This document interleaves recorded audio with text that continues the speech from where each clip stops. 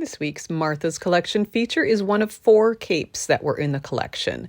2 of them were Victorian, as is this one. One is from the 1920s and 30s, and wait till you see that one in the future. And one is probably from the 60s or 70s. I'm guessing this to be from the 1890s. I could be off by a few years, definitely. But I'm basing that on the collar on the cape, where it has a really high kind of stand-up collar.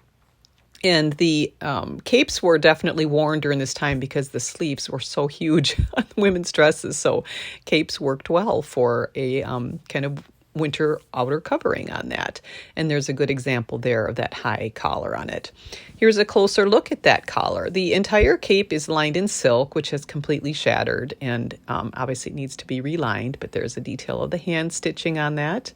I will address kind of putting that hook and eye back together, and then I tacked that hook and eye closure back on, so I was able to close the cape to get some photos. But because it's falling apart, it gives us a unique opportunity to look at the back side of the embroidery. And I'll look at that closer in just a bit here.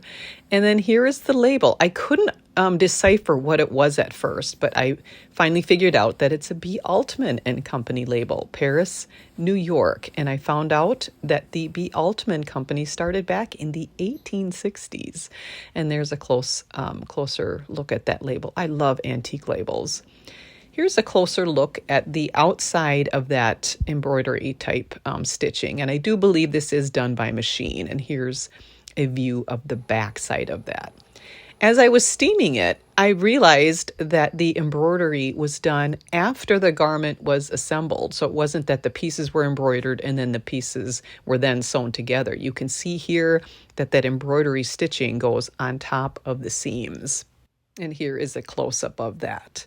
It has kind of cascading kind of panels in the front there, and it has a closure underneath it where you saw those hooks and eyes. But it's got a lovely drape in the back, and the movement of that embroidered design on it is so lovely. And I love that high collar. I can just picture a woman with her hair completely up on top of her head or with a dramatic hat. What a beautiful garment and a beautiful survivor 130 years later.